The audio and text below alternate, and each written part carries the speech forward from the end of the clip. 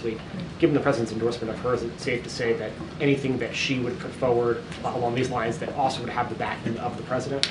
You can certainly say, or I can say, that they are partners in this, so they believe and certainly on the same page when we think about the economy, when we think about healthcare. They have to work through what their policies, ideas are, but the last 3.5 years they've been in sync. They have been certainly on the same page, and I presume that that will continue from here. And just on a schedule, a week from today, the Democratic convention gets going in Chicago. That was supposed to be where the president was going to be the star of the show there, accepting the renomination of his party. That's not the case anymore. What is his involvement going to be in that convention? How much time does he plan to spend in Chicago? Yeah. When does he plan to speak? So look, I'm not going to get ahead of the Democratic National Convention to make their announcements on speakers next week. I think Americans will be very excited. I think he will have his moment as well. They will be very excited to see him, and so he's certainly looking forward to that. I'll let the DNC convention obviously make the announcement. The president will indeed speak next week. Again, he's looking forward to it. He's looking forward to, as he tends to do, speak directly to the American people, talk about the moment that we're at, the stakes, what's at stake, and continue to talk about an issue that is incredibly important to him, which is unity, making sure that we're unified and we continue to do the work that the president has been successful in doing in the past 3.5 years. Either when the vice president accepts I don't have anything else to share about his schedule next week. He will certainly speak at the DNC convention, and I think there'll be a lot of excitement and a lot of, I think folks are going to be, again, excited to see the president next week. Thanks, Karine. Just to bounce on the previous question, yeah. Trump was the first to endorse eliminating taxes on tips. He's accusing Vice President Harris of stealing his idea. So did she get this idea from Trump?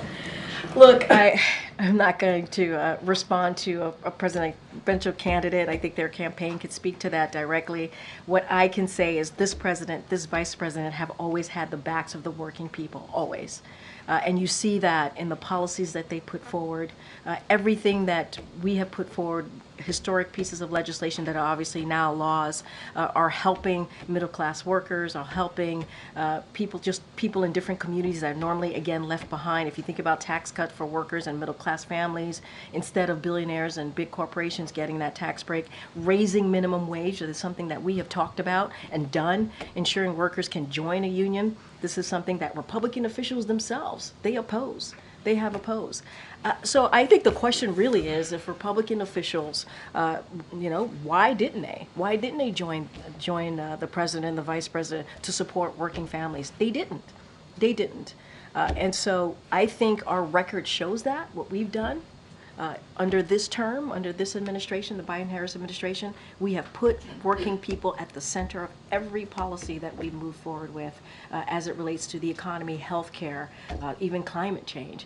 And so that is something that we're going to continue to do. This is one of the first specific policy endorsements that we've heard from the vice president. Is there anything you can explain about kind of how she came to this endorsement and how she'll address the criticism from economists? That was said in a campaign context, so I would have to refer you to the campaign.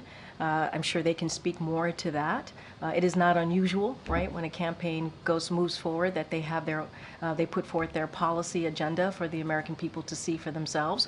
What I can speak to is what this president and this vice president have been aligned on and what they've done together, working together in delivering for the American people. That will not stop. And obviously, as it was stated in a question to me by Zeke, the president certainly supports the vice president as she moves forward. And what's the White House's reaction to the former president pushing this false conspiracy theory that the vice president had used artificial intelligence to create images of the crowd? Look, going to be mindful in speaking about a campaign comment. What I will say is that this president and this vice president, I think what you see from both of them is optimism and a belief in this country, the future of this country. They believe that there's a lot at stake. And what I will say is it's clear that that message has broken through.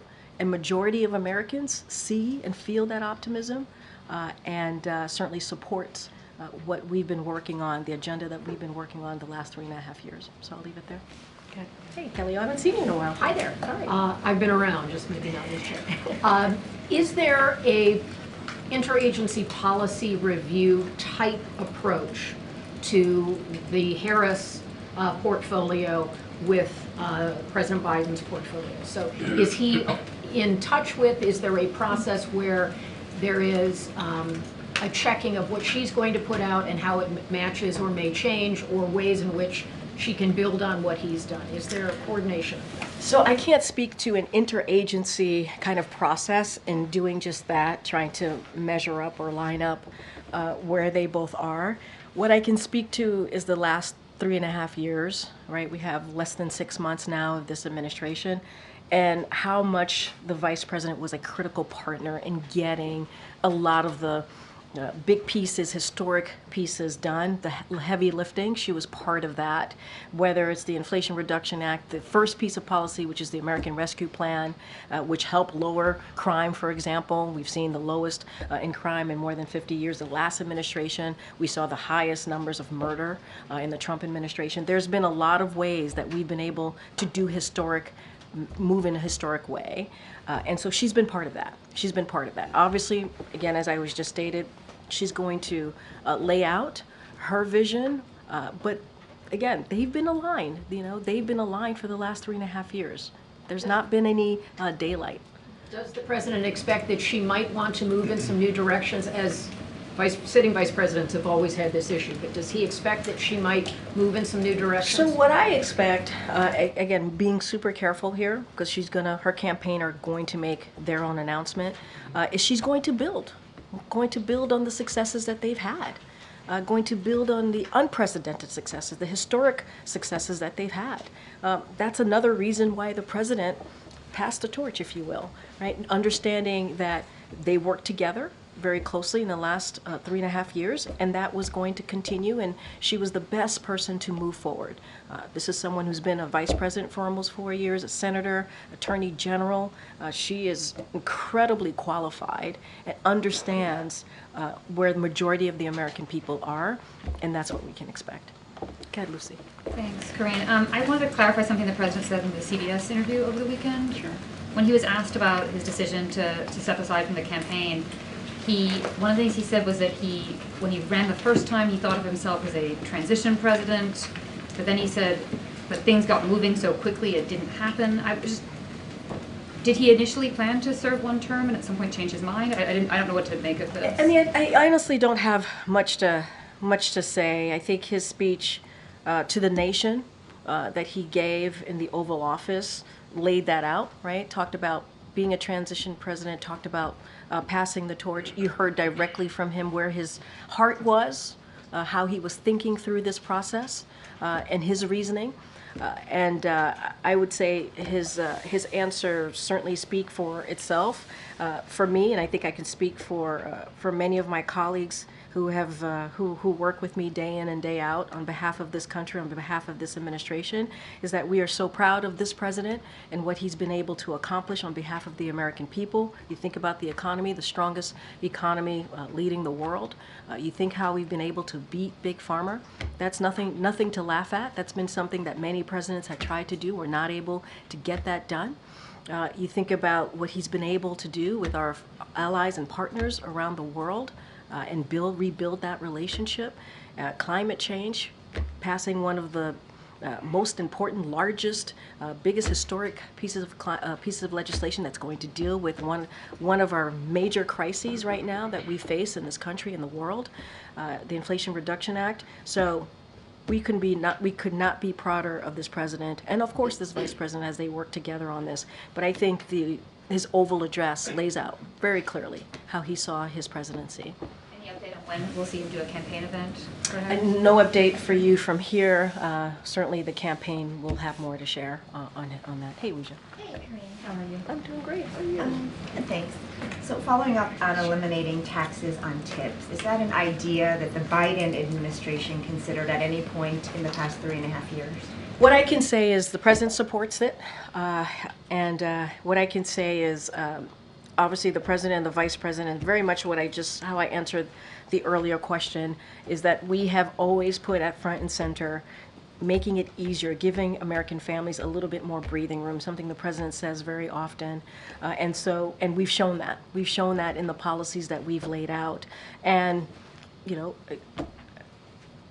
not going to go into what the former president said, but, you know, if Republicans truly cared about that, truly cared about hardworking Americans, they would have joined us on a lot of these proposals that we put forward. The American Rescue Plan turned the economy around, put shots in arms, checks in pockets. They didn't support that. The Inflation Reduction Act, big pharma, it's going to help lower costs, lower healthcare costs for Americans, lower energy costs for Americans. They didn't support that. And so this is a president that, and a vice president, that is always going to have the backs of working people. He supports what she put forward recently, obviously, when she spoke recently at a campaign rally, and we're going to continue to do the work to raise minimum wage and make sure that we put working class people at the front and center. So it's a new idea. Obviously it's a new idea. I'm just saying that we support it, but we have been doing the work, right, for hardworking Americans to lower cost. And that is something, you're going to see that on Thursday with both the president and the vice president when they make an announcement on other ways or other additional ways to lower costs. And then speaking of click to cancel, can you talk about how it will be enforced and whether there's an existing mechanism that would force businesses to comply? So I'll be able to get more information for you from our policy folks. Don't have anything to lay out on how the specifics that will work out. Thank you. Hi, Karine. Hi. I have a legacy-related question. Yeah. Biden's talking about the cancer moonshot tomorrow. Yeah, He's talking about lowering costs on Thursday. This morning there were, talks on the Middle East. Has the president communicated what, in the next 5 months, what his priorities will be when it comes to things that he can accomplish over the remainder of his presidency? I mean, I would say if obviously you guys have reported and paid close attention over the last 2 weeks, you've seen some ways that the president wants to move forward in the next 5 months. When you think about the SCOTUS reform, right? He went to Austin, Texas at LBJ Library and talked about that, laid out his plan. You think about the announcement today, as you just stated, that was a very important announcement, and I think it's going to have a huge effect and be really important to Americans, and that's certainly what they want to see. Time is money. Obviously, is an important majority of Americans want to see.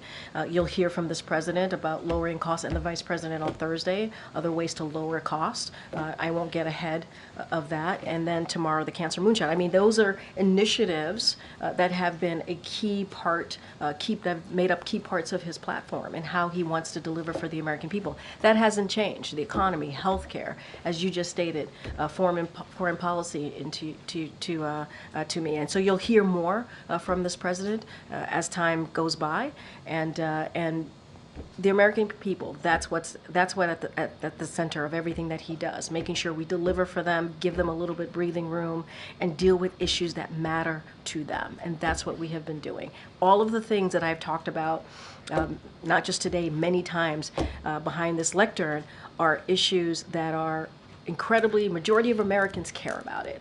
Majority of Americans care about it. And so that's where we're going to be, where a majority of Americans are. Go ahead, Jared. Oh, I'm so sorry. I have one more. No, go ahead. Elon Musk is slated to interview Donald Trump tonight on X. I don't know if the president is going to tune in. Feel free to say if he is or not. But I think that misinformation on Twitter is not just a campaign issue. It's a America issue.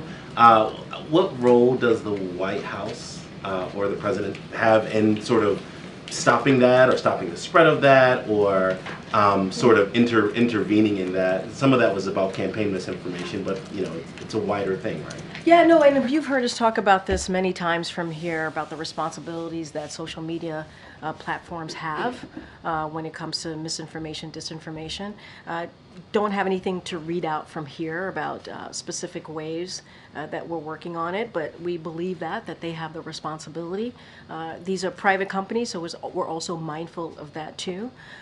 But Look, it is. I think it is incredibly important to call that out as you're doing. I just don't have any specifics on what we have been doing internally as it relates to the interviews. Not something that I'm tracking, and I'm sure the president's not tracking it either. Go ahead, Jared. Just curious about the Thursday event with the president and vice president are doing. Can we expect, because that's an official event, that's a policy event. Yep. Can we expect to see more of those kind of joint administration events between the president and vice president? Stay tuned. Stay tuned. But I think Thursday's announcement is going to be really important. You're right. It's about lowering cost for the American people. It really builds on what this president and the vice president has been trying to do over the last 3.5 years as it relates to the American people. Stay tuned. We certainly will have more to share about his schedule, their schedule together in the upcoming days and weeks. I only ask because we haven't seen a lot of those sort of joint events. Usually they kind of branch out, flank out, and do those events separately. So what is the thinking I think behind there's them? been a couple of times over the 3.5 years that that the president and the vice president have had joint events. And I think very early on, the first several months, I remember them going to Georgia together. Obviously, they went there for an awful event that happened on the ground, a shooting. But they've appeared together many times. I know when it comes to Roe v. Wade, for example, they've appeared together for that. And there's been other times as well. I would expect that will be continuing in the last several months of this administration. And remember, yes, they do their own events and they crisscross the country, but they're partners in this, and they'll continue to do just that. Okay. We know a president's most valuable commodity is his time, and I wonder how is the White House, how is the president thinking about how he spends that time now that he's no longer running for re-election? I mean, look, SCOTUS. He went to Texas and talked about SCOTUS reform.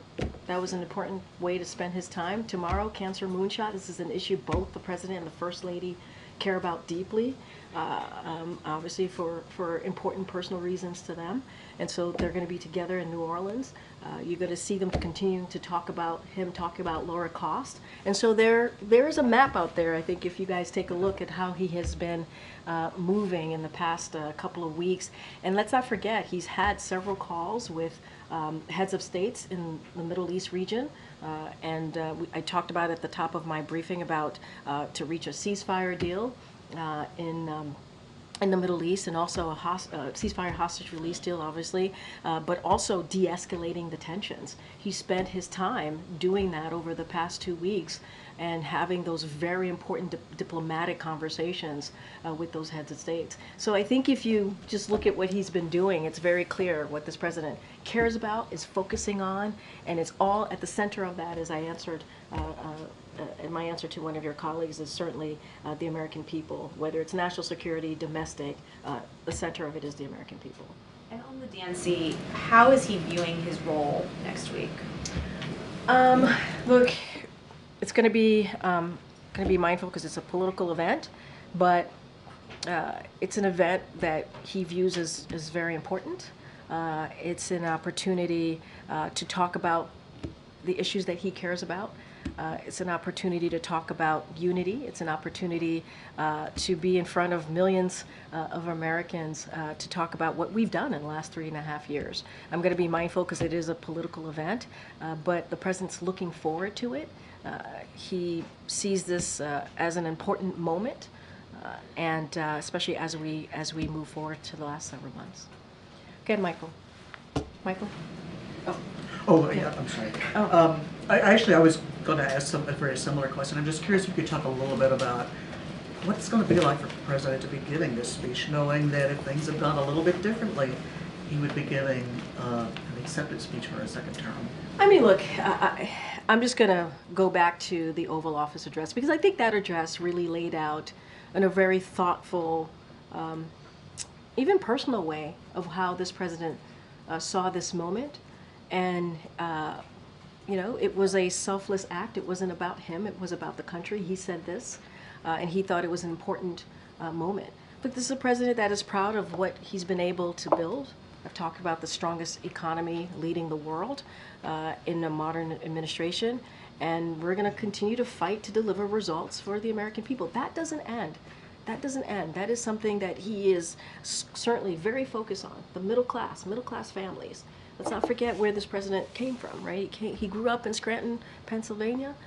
He understands what it's like to sit around that kitchen table and make really difficult decisions for your family, whether it's student loans, whether it's paying rent, mortgage, whatever it is. He understands how hard that is. And let's not forget when he stepped in as president, this country was paralyzed because the economy was falling, and because of COVID. And he turned that around. Because of the American Rescue Plan, because of policies that he's put forth. And so I think that's important to note. And so he sees a lot more work to be done in the next several months. And his thought process and how he sees his decision certainly is in the Oval Office address that he made. And I think it's telling. I think it gives you a little bit insight of what he thought personally. Go ahead, Molly. Has the president started preparing for these remarks? Does he know what he wants his message to focus on? Is he going to work on them at Camp David? I think you could expect this president to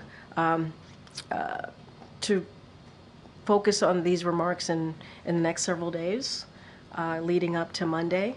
I think you can expect this president to take this moment. He understands this is an incredibly important moment that he will have next week at the Democratic National Convention. He's still very much the leader of the party, right?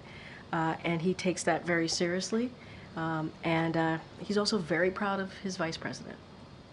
Okay. Thank you, Karine. How mad is President Biden at Nancy Pelosi? You guys keep asking me this question. I think I've answered this question multiple times. Well, he has admitted now for the first time in this interview that Pelosi is one of the Democrats who squeezed him out of the race. She thought he was going to sink the whole ticket. So how mad is he at her for that? The president respects his good friend, former Speaker of the House, Nancy Pelosi, and I think it's mutual. And she also gave interviews, I know you followed closely as well over the weekend. She made statements like preeminent president among the top few to have served in this office. And I think that says a lot coming from the former Speaker. So no hard feelings? He respects his good friend, Speaker Pelosi. I asked if there were any hard feelings. No hard feelings. He respects her, and okay. I think it's mutual. But I will let the president speak for himself, obviously. And how long have you guys known that Vice President Harris does not think President Biden is doing a good job at the border? Wait, say that one more time. Well, she's now promising to hire thousands more border agents than there are now under President Biden. Wait, but start your question again. How long have you guys known that Vice President Harris does not think that President Biden is effective with his border policy? I mean, that you're making a huge jump. Why? She did not say this. This is something that you are assuming. I don't understand why you would assume that. It's not true. She has a campaign ad where she is saying they need more Border Patrol agents. If President Biden's doing such a good job, why do they need any more border agents? We both believe that. The president does want more Border Patrol agents. You know who's getting in the way? You know who's getting in the way? Republicans in Congress. They're getting in the way. You know who else is getting in the way? The former president, Donald Trump. He's getting in the way. I mean, there's no daylight here. I'm not understanding the question because there's no daylight. The president believes that as well, and he's worked towards doing that. There's a bipartisan, I know you guys probably get sick of me saying this, but there was a bipartisan agreement that was on the table that the president worked through for a couple of months with Republicans in the Senate and Democrats. They were told not to move forward because it would help Joe Biden by the former president. That's their decision. And there's one more thing that came out over the weekend. There's this new Las Vegas police radio traffic that's published by the Daily Beast where officers were racing to secure a hospital emergency room on July 17th. They were under the impression that President Biden was having a medical emergency. What was it? He was not. As you know, the president, when we were in Vegas, tested positive for COVID. We let you all know, and then we flew back here. Outside of that, there was no medical emergency. People are still testing positive for COVID, but because of this president, he was able to put forth a comprehensive way to move forward with this pandemic. And now we have vaccines, and now we are in a different place with this pandemic. It is behind us, and that's because of this president and what he was able to do. Good. Well, I haven't seen you in a while. Hey, how are you? Oh, thank you, ma'am. Sorry, I wasn't sure. No. Oh, gosh, man. Sir? I'm just teasing. I'm just teasing. But it's good to see you. I was just saying I hadn't seen you in a while. It's good to see you. This is a bit of a throwback, but the Vice President has said that she was the last person in the room with President Biden ahead of his decision to order U.S. troops to pull out of Afghanistan. Was the Vice President in full support of his decision to order that withdrawal and in full support of the way that it was implemented? I mean, she answered that question herself. I don't have anything else to add. It sounds like she answered the question herself, right? She said that she was in the room previously. But didn't you also said she was in support? I'm asking you if the President believes that the Vice President was in full support of his decision to pull out. I believe, and as you have seen them in the past 3.5 years, they've been partners, critical partners. It doesn't matter if it's domestic issues, also foreign policy issues, and that has been the case from day one and continues to be the case. I don't have anything else to add. Second one, Sure, quickly. sure. You've noted how the Vice President has been a partner in all of the heavy lifts over these last 3.5 years. Given that they've worked so closely together in that time, what does the President see as the Vice President's biggest achievement during their time in office together? So look, because they've been partners, those achievements have been done, certainly, those historic, unprecedented achievements have been done together. I'll say this, the President believes in the Vice President leadership, her temperament, her experience, and he has said this himself. One of the proudest decisions that he made in 2020 was selecting her as Vice President because he believed that she can go on day one. And you've seen them do that together on day one of this administration. That doesn't change. I'm not going to parse out anything from here. They have been partners. She's been a critical partner for this president during this term, and will continue to do so. You will see them together on Thursday in Maryland, where they would talk about their next announcement on lowering costs for the American people. There's not a specific policy achievement, it's a comprehensive whole. I would say it's a comprehensive whole. Our accomplishments here, the Biden-Harris accomplishments, are the Biden-Harris accomplishments. She's played a role, whether it is being on the floor of the Senate, right, getting really important legislations to pass through, right, or being in the room with the president on trying to figure out how to move forward strategically with the policy or how to make tough decisions on behalf of the American people. She's been there. She has been there. These have been, and we've had, as you know, important moments, historic moments, and she's been a critical partner. Thank you, Karine. Go ahead, Lily. Thank you. Two questions, one on Bangladesh and other one on India. On Bangladesh, the former Prime Minister Sheikh Hasina has reported to allege that she was forced to be out of power because US wanted to have one of the islands given to them, one of the Bangladeshi islands given to the United States of America. And because it didn't agree to it, she was forced to resign. There's turmoil, internal disturbances within the country. So, I'm sorry, what's the question? Question is, what's the reaction to the allegations? So, we have had no involvement at all. Any reports or rumors that the United States government was involved in these events is simply false. That is not true. This is a choice for and by the Bangladeshi people. We believe that the Bangladeshi people should determine the future of the Bangladeshi government, and that's where we stand. Any allegations, certainly we will continue to say, and I have said here, is simply untrue. Secondly, over the weekend, several Hindu American groups held a protest march in front of the White House, urging the president that he should be taking some steps to stop the atrocities against Hindus in the Bangladesh. And also two of the Hindu lawmakers, Radha Krishnamurti and Sri Thaneda, who both are from the Democratic Party, they have also written letters to the administration seeking their help in stopping atrocities against Hindus in Bangladesh and other minority groups. So look, we're going to continue certainly to monitor the situation. I don't have anything else to add to say beyond that. But when it comes to any type of human rights issues here, The president has been very consistent in speaking loud and clear in public and also privately. Don't have anything, and he'll continue to do that, but don't have any specific engagement to speak to at this time. One question on India, as President plans to, for the next 6 months, what are the unfinished agenda on his India-US relationship and also on Quad? So look, the president views our relationship, the United States relationship with India, as one of the most consequential in the world. And so we work closely with India on our most vital priorities, including through the Quad and the U.S.-India initiative on this critical and emerging technology. And so we look forward to continuing to expand our critically important partnership and how it's going to benefit the American people. And we want to create more prosperous and secure Indo-Pacific and the world. And so that is going to continue to be our focus as we move forward. Okay.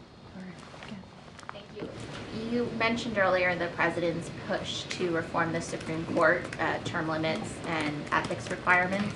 Can you talk about what the plan is to achieve that once Congress comes back? Are you laying the groundwork in any way at this point, or otherwise trying to get that across the finish line? So look, the president laid out 3 ways that he wants to see that moving forward.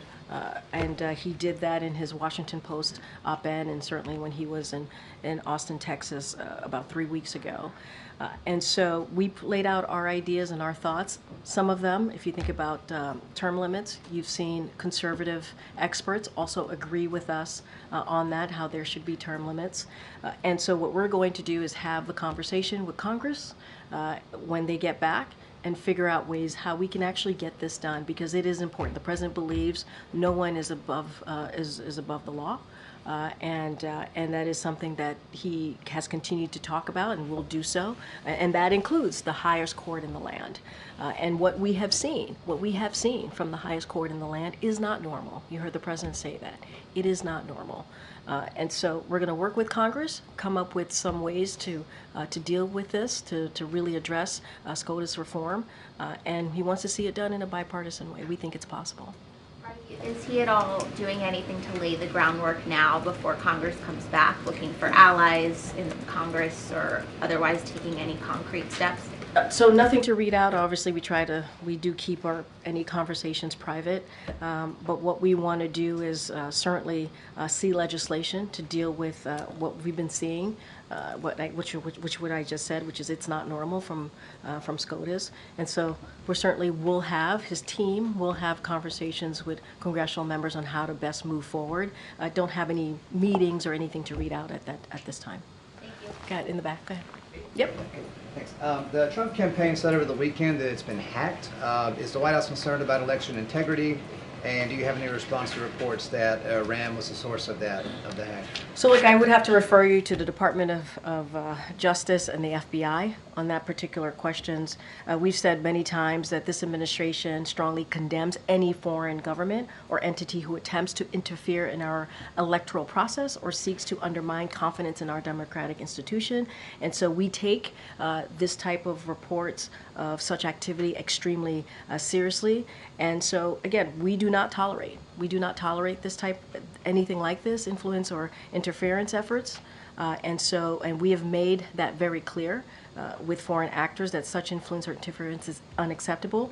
And our efforts to protect our elections have grown significantly over the years, even as the threat landscape has become increasingly complicated. But for this particular question, I would have to refer you to the Department of Justice and FBI. I cannot comment on the veracity of the claims that Iran was involved. Okay, thanks. And one more.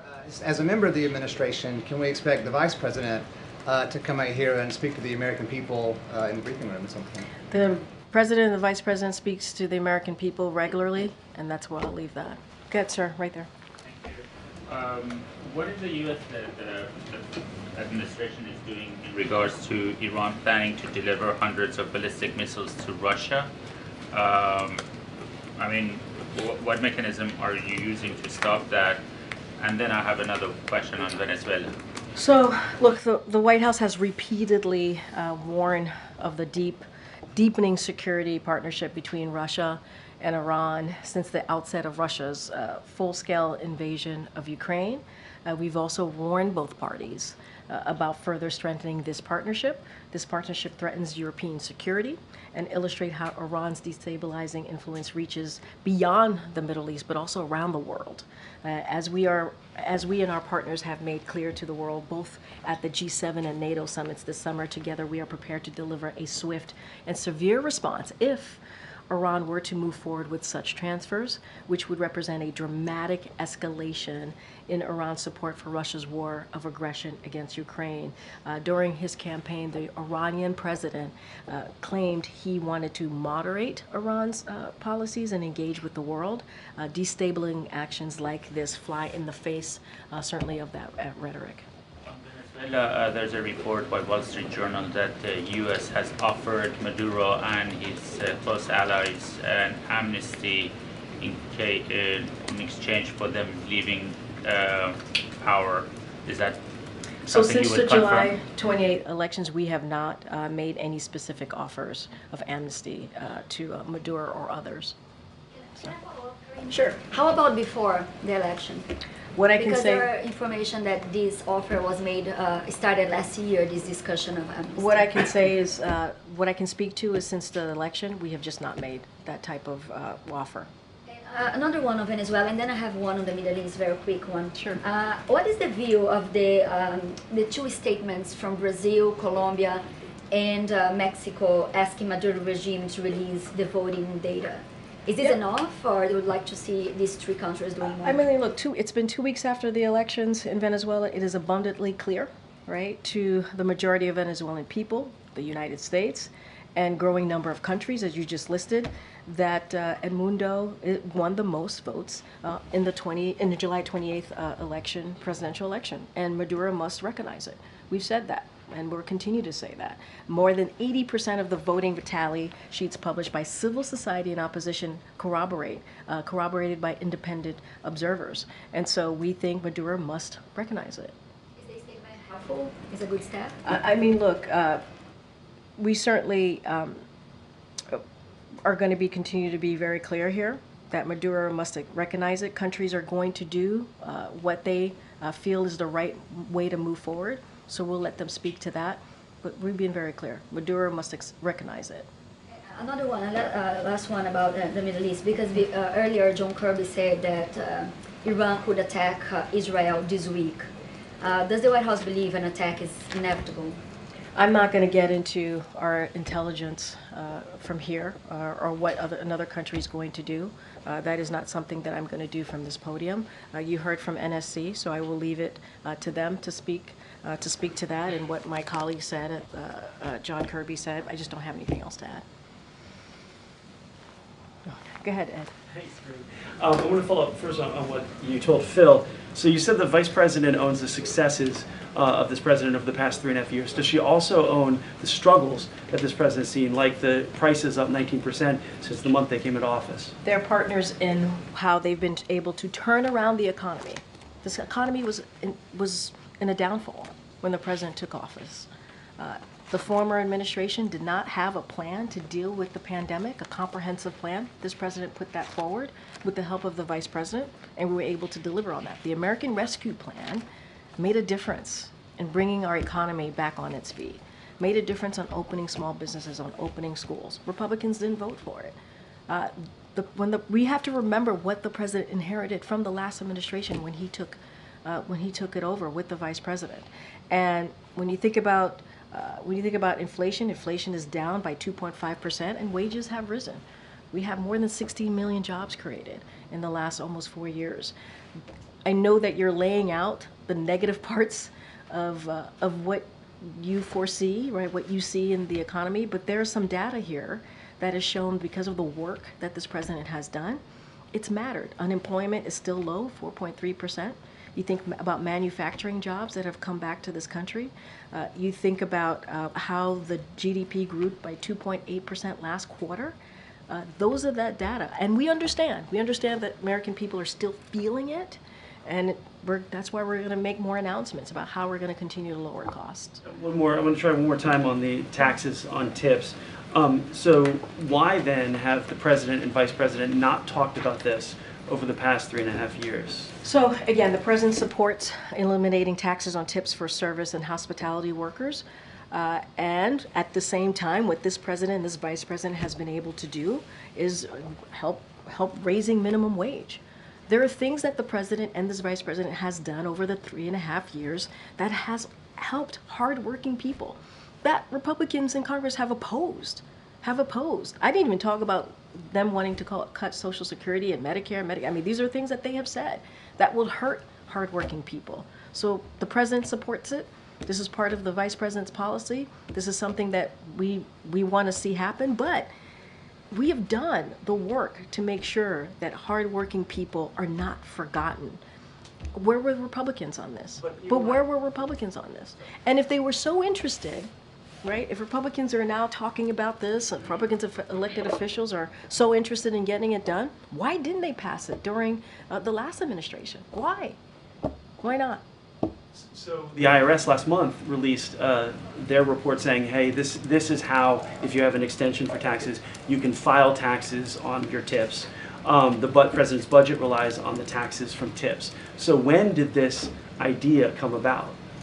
I don't have a timeline for you. What I can say is the president supports this. What I can say, even if you put this to the side, right, which is, again, the president supports this, the vice president supports this, the vice president has done the work to try to make sure that we put working people first. They have had the backs of the working people. Tax cuts for workers, right? Making sure that middle-class families are put first, not billionaires and corporations. That is something that they've been very clear about. Ensuring workers join a union, something that Republican officials oppose. And we've been very clear here. And why haven't Republicans joined us? They just haven't. They have not. Matter of fact, they opposed a lot of the policies that we put forth that would do just this. They opposed it. American Rescue Plan, Inflation Reduction Act, they opposed it. All right, everybody, thank you so much. I'll see you tomorrow. No, not tomorrow. We're traveling. I'll see you on the road tomorrow.